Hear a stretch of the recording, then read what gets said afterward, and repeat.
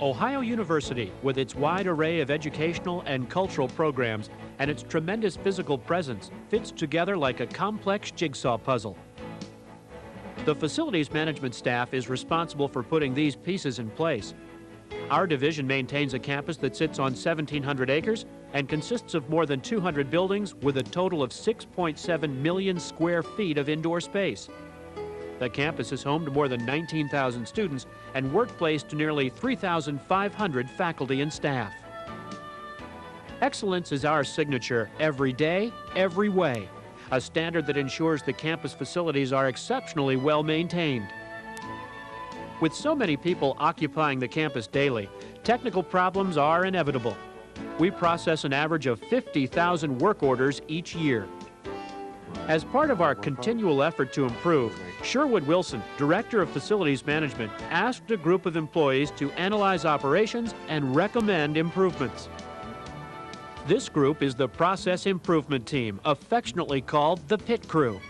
Members of the PitCrew come from every area in facilities management and were selected for their expertise and leadership skills.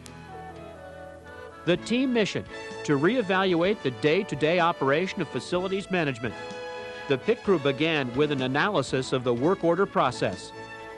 After careful study of workflow and customer needs, the PitCrew found that the new work order process must include a central billing process and be compatible with a new software program as well as the one currently in use. Consistency in procedures is important too, especially the pricing and estimation process. Standardizing procedures means better and increased communication and cooperation between the different shops, ultimately leading to increased efficiency for our customers. We receive information from the customer, an Ohio University employee, student, or one of the other shops. This information is obtained by phone, email, or walk-in traffic. A step-by-step reevaluation of the work order process made clear that 3 decision points exist throughout the process. Upon receiving the information, it's evaluated and prioritized. This is the first decision point. Does the information constitute an emergency? If so, it must be immediately addressed. The shop staff will be notified by phone or radio, and our building contacts will be notified through a hot flash by telephone, email, and on our webpage, so they know something serious that affects them is happening in their building. If an emergency doesn't exist, a work order will be entered into the system and printed out for the shop that will do the work. The second decision point occurs when the work order goes to the appropriate shop. The shop supervisor prioritizes the work with the rest of the shop's workload.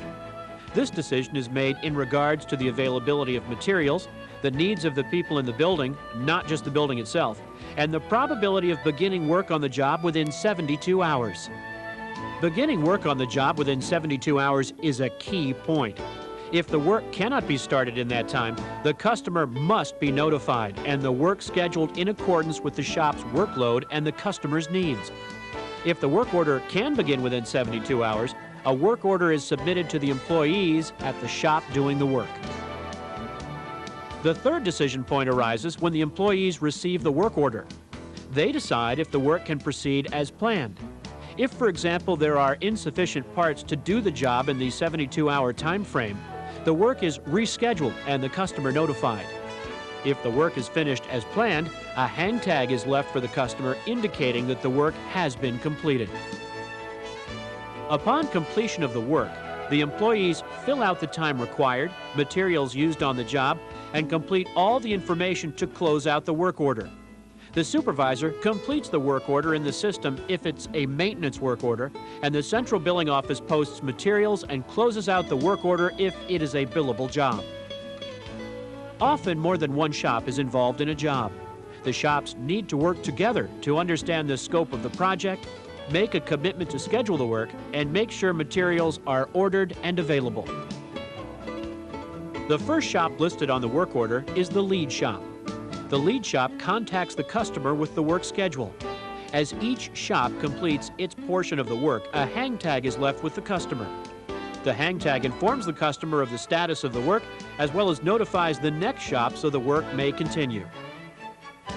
Each shop submits a sub-work order to the next shop as its portion of the job is scheduled. When the total project's completed, central billing sends the final bill with an itemized statement to the customer. Communication is the key to this new process. Whether it's communication between employees and supervisors, supervisors and customers, or supervisors of different shops, communication works to avoid problems and increase efficiency. The PitCrew stays involved in this process from beginning to end. Ohio University relies upon facilities management to keep the campus running smoothly. Remember, excellence is our signature every day, every way.